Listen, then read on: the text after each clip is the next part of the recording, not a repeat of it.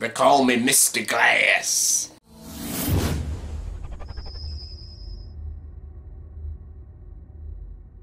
Hey everyone, welcome to the JayVaters, my review for the movie Glass. Yes, Glass stars James McAvoy, Samuel Jackson, Bruce Willis, Sarah Paulson, and Anya Taylor-Joy. And this movie is written and directed by M. Night Shyamalan Ding Dong. Yes, Shyamalan himself. The guy who gave us great movies like Sixth Sense, Unbreakable, Split, The Visit, and the guy who gave us ass turds like Last Airbender, The Happening, and Lady in the Water. Bravo.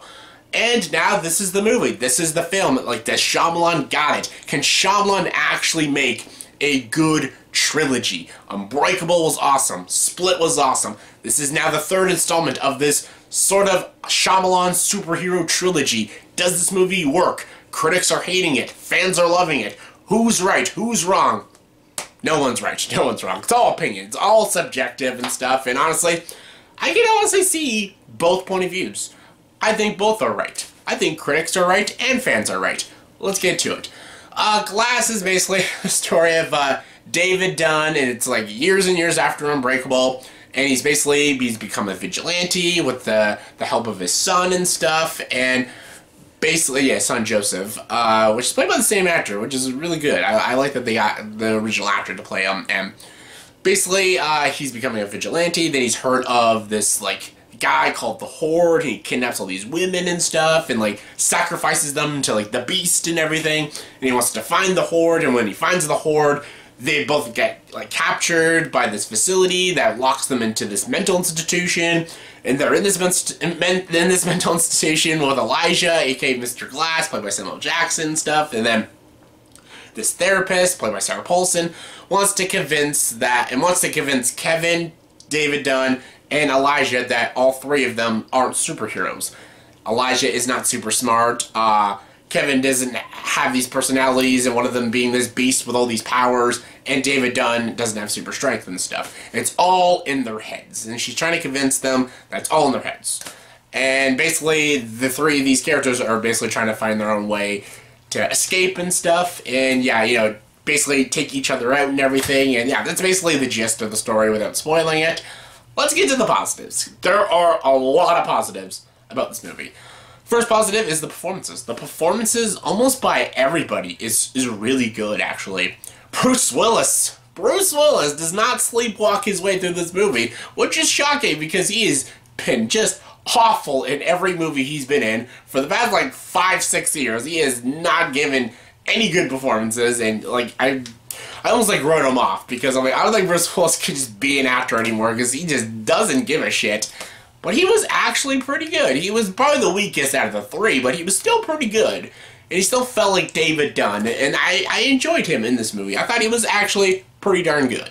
Samuel Jackson, when he's in it, is good. He is very good in this movie. I love Mr. Glass as a villain. And James McAvoy is the standard. He is so good in this movie. You get to see more of the performances that he gives, more of these personality traits he portrays, and it's really entertaining. He brings a lot of comedy and a lot of like weird eeriness to the film and stuff, and he gives a phenomenal performance. He was awesome in Split, and he was awesome in this movie. Sarah Paulson is really good. Anya Taylor-Joy is really good. Everyone really gives a really good performance in this movie. There is not a single bad performance. They're all very, very good. The cinematography was also really, really strong. I love the shots, the tracking shots. The wide-angle lenses were pretty good. I love the colors, the color scheme of this film, especially of the institution with the pink room, and the color coding of the film was really well done. I really enjoyed the shot composition in this film. I thought it was really well done. The editing was also really sharp too. I didn't mind the score as well. The score, same composer did Split, I think, did this one, and it's pretty good. It's no James Newton Howard, but it's still a relatively good score. Also, I loved the beginning of this film. This movie starts off very strong. It feels like a straight Unbreakable sequel with David Dunn and stuff, and it was interesting. It was very, very interesting. And there's also a twist in the movie that ties Kevin with David Dunn, which I won't spoil, but it was really clever. I actually really, really liked that. I thought it was a really good surprise and a really good twist.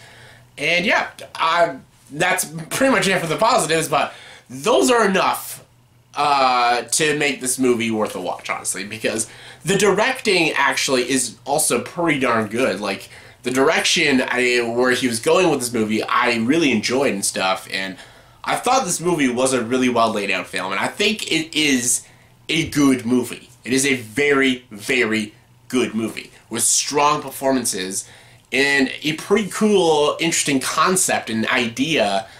And yeah, I'm kind of getting to the negatives though, and I don't want to be negative on this movie, but I kind of have to.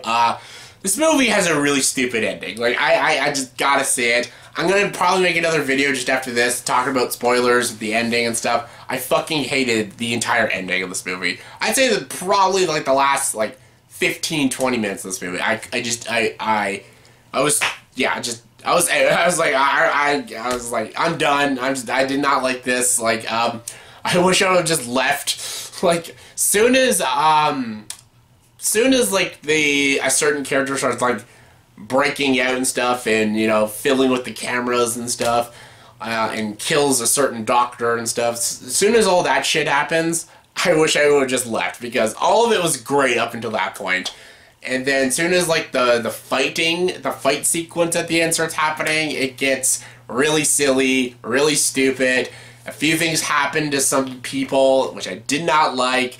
The ending has this like all-around message that is so dumb, and just it's so flawed, and it's so stupid, and just I'll make a video after this talking about the ending. I hated it. It's not like I just like disliked it. I fucking hated it. Like, some people really enjoyed it. Like, I went with 3 friends, and two of my friends loved the movie, and they loved the ending. They loved everything about this movie. They had zero problems with that ending. But then I had a huge problem with that ending, and then my other friend also had a huge problem with that ending. So it was very mixed and very divisive and stuff. And I can tell this movie is gonna, you know, stir up some conversations, and I feel like some people are gonna love this movie from start to finish, and I feel like some people are gonna love this movie but then hate it at the ending. And I think there might even be some people who just doesn't like this movie all around. Like, they just think it's not that great.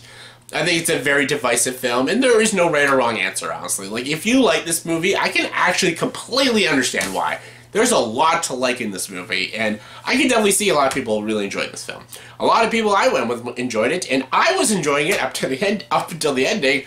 There are other things in the film that bother me too. Like, there's like POV shots which got on my nerves and shit, and the movie's called Glass, and Mr. Glass, Elijah, is not really a main character. He doesn't become like a main character till the last 30 minutes. So I don't know why it's called Glass. It should have been called The Horde or something, like or I don't know. Just, it shouldn't have been called Glass, because it's a very misleading title. I thought we were gonna get more Elijah, more of his backstory, more of his story, and I thought a lot of it would be him facing off against David Dunn, and I thought Kevin was a side character.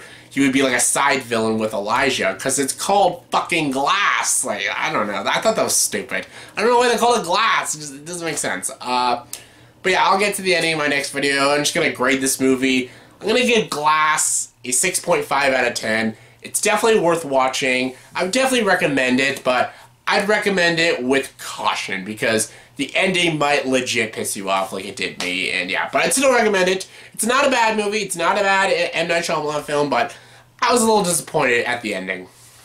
So that was my review for the movie Glass. So in the comment section below, please tell me, what is your favorite movie out of this Shyamalan trilogy? Do you like Unbreakable, Split, or Glass more? I doubt anyone's going to say they like Glass the most, but who knows? Unbreakable will always be the best. I think it's the best out of this trilogy, and it's the best Shyamalan movie I think ever made. I think it's genius. But yeah, what are your thoughts and opinions? What is your favorite out of the 3 films? Comment below, let me know. And as always for this video, please like, subscribe to this channel, and join the dark side.